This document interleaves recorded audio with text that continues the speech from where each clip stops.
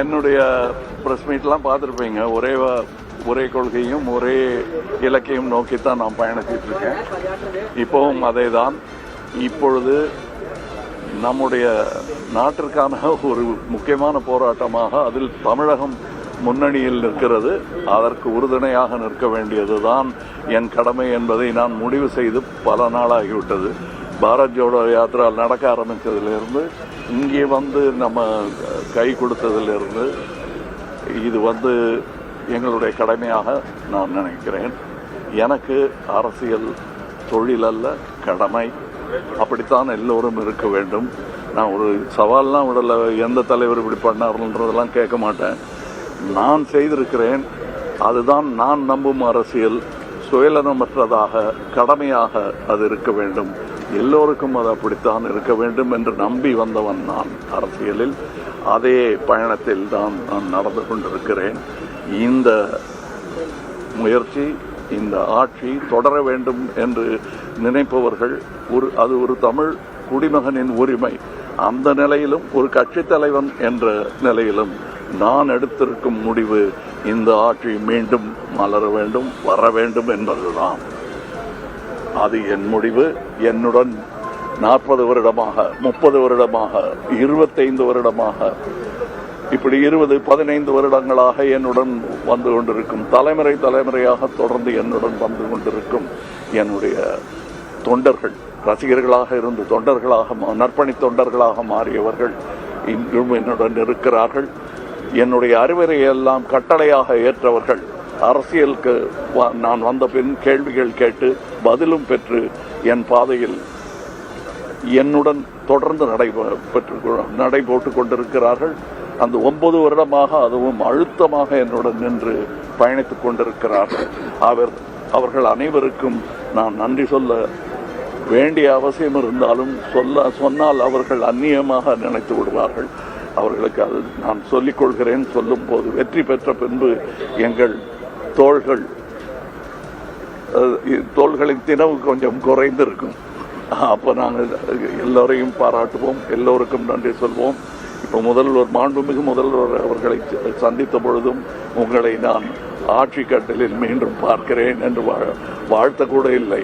எதிர்பார்ப்பு இது எங்களுக்கு, அதை நீங்கள் நடத்தி காட்டுங்கள் என்று சொல்லிவிட்டு வந்தேன். ஒரு சிட்டிசனாகவும் ஒரு கட்சியின் தலைவனாகவும் நான் அவரிடத்தில் அதை சொல்லிவிட்டேன். முடிவு என்னன்னா, நாங்கள் அவர்களுடன் நிற்போம். இந்த சீட் எத்தனை அதெல்லாம் நான் எண்ணலை, எப்பவுமே எண்ணலை. நான் வரும்போதும் சரி, அது நீங்க எப்படி வேணா யார் என்ன சொன்னாலும் நான் இதுதான் என்னுடைய பொசிஷன். என்னுடைய கட்சியின் உறுப்பினர்கள் எல்லாம் அவர்களுடன் கலந்து ஆலோசித்து நான் எடுத்த முடிவு. இதில் வெளியில் இருந்து நாங்கள் ஆதரவு கொடுப்போம். ஆதரவு என்றால் அழுத்தமான ஆதரவாக இருக்கும், தோளாக இருக்கும் அது என்பதை இங்கே உறுதியாக. நேர்மைக்கான அக்னி பரீட்சை, நேர்மைக்கு அக்னி பரீட்சை கிடையாது. கற்புக்கே இருக்கக்கூடாது என்று நினைப்பவர்கள் நார்கள்.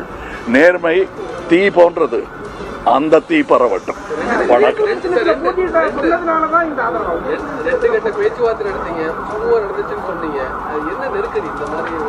நெருக்கடிங்கிறது தமிழ்நாட்டுக்கே வந்திருக்கு, கட்சிக்கு இல்ல.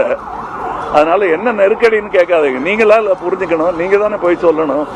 நீங்க சொல்லும் போது அது பேக்ரவுண்ட் மியூசிக் போட்டா அது கவலைக்கிடமாயிடும், சந்தோஷமான மியூசிக் போட்டா சந்தோஷமா ஆயிடும். கண்டிப்பா எங்க கட்சிக்கு என்று சுயமரியாதை பற்றி அவர்களுக்கு தெரியாததா? நான் அதை சொல்லணுமா? அவங்களுக்கு தெரியும்.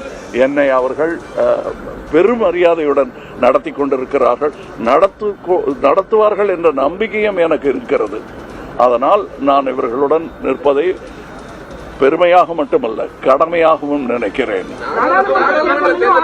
நாடாளுமன்ற தேர்தலின் போது இதே மாதிரி பேச்சுவார்த்தைக்கு வந்தீங்க, அப்பவும் ஆதரவு நிலைப்பாடு மக்களவை இடம் வழங்கப்படல. சட்டமன்ற தேர்தலுக்கும் பேச்சுவார்த்தைக்கு இது போன்ற ஒரு முடிவு எடுக்க வேண்டிய சூழல் வந்திருக்கு. இது எப்படி பார்க்கணும்? முடிவை நான் எடுக்கிறது சொல்லுங்க. திராவிட முன்னேற்ற கழகத்தின் சார்பில் எங்கள் ஒப்பற்ற தலைவர் தளபதியின் சார்பில் கலைஞானி,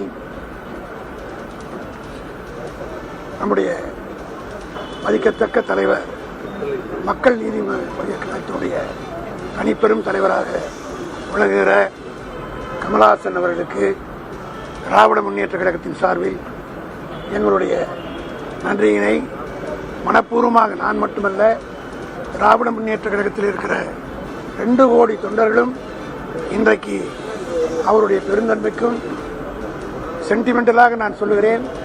2024 நடைபெற்ற நாடாளுமன்ற தேர்தலில் மதிப்பிற்குரிய தலைவர் அவர்கள் இங்கே குறிப்பிட்டதைப் போல 2024 நாடாளுமன்ற தேர்தலில் இதேபோல நிபந்தனையற்ற ஆதரவை திராவிட முன்னேற்ற கழகத்தினுடைய தலைவர் மு.க. ஸ்டாலினுடைய தலைமையில் அமையப்பட்ட கூட்டணிக்கு ஆதரவு தருகிறேன் என்று சொல்லி அவர் எடுத்த அந்த முடிவு சென்டிமெண்டலாக ஒர்க் அவுட் ஆகி தமிழ்நாட்டில் 40க்கு 40 வென்று காட்டி ஒரு சரித்திரம் படைத்திருக்கிறது.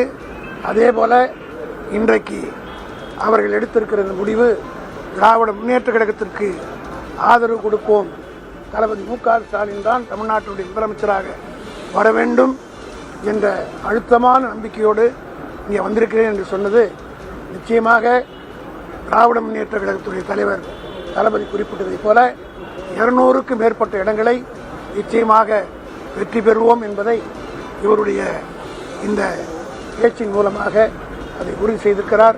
அவருடைய பெருந்தன்மைக்கும் அவருக்கு கலைஞானி என்ற பட்டத்தை கொடுத்தவரே எங்கள் தலைவர் கலைஞர்தான். ஆக கலைஞரால் வளர்க்கப்பட்ட கலை உலகத்தில் வளர்க்கப்பட்ட பிள்ளை நம்முடைய கமலஹாசன் ஒருவர். அவர் வைத்த அந்த பெயர் எப்படி நிலைத்து நின்றதோ அதே போல அவர் புகழும் இன்றைக்கு நிலைத்து நின்றிருக்கிறது. அவருடைய தலைவர் அவர்கள் இருந்தால் கட்டிப்பிடித்துக் கொண்டு முத்தமிட்டு அவரை வாழ்த்தி வரவேற்றிருப்பார். அவர் இல்லாத இந்த தருணத்தில் அவர் பெற்ற மகனை அந்த அரியாசனத்திலே அமர வைக்க வேண்டும் என்ற அந்த உணர்வோடு இன்றைக்கு அவர் செய்திருப்பதை திராவிட முன்னேற்ற கழகத்தில் ஒரு 63 ஆண்டு காலமாக தொடர்ந்திருக்கிற ஒரு தொண்டன் என்கிற முறை உள்ளிருக்கிற வகையில் அவருடைய திமுகவுடைய கடைசி தொண்டனிலிருந்து மூத்த தலைவர்கள் அனைவரின் சார்பிலும் என் சார்ந்த நன்றியை தெரிவித்துக் கொள்கிறேன்.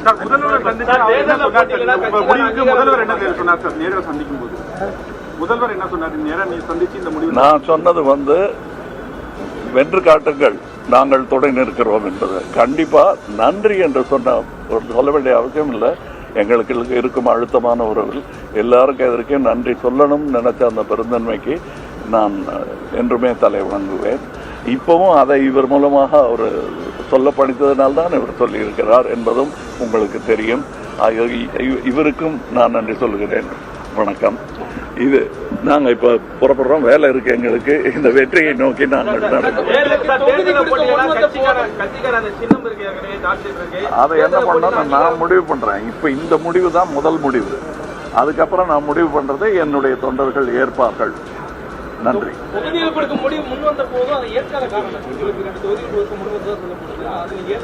தொகுதி முக்கியமே இல்லைங்க. நான் வந்த போதும் அப்படி சொல்லிட்டு நீங்க பாராளுமன்ற தேர்தலில் நான் வெல்லவில்லை என்று சொன்னது மக்கள் என்னை தோற்கடிக்கவில்லை, அரசியல் தான் தோற்கடித்தது. நீங்க அதுக்கு சேட், அதான் முதல்ல சொன்னேன், அதுக்கு மியூசிக்கு சேடா போட்டா நான் அழுகிற மாதிரி இருக்கும். என் கூட நின்று கேளுங்க நான் எப்படி நெஞ்சு நிமிந்து நடந்து வந்தேன். அதே மாதிரி தான் இங்கேயும் வந்திருக்கேன். நன்றி, வணக்கம்.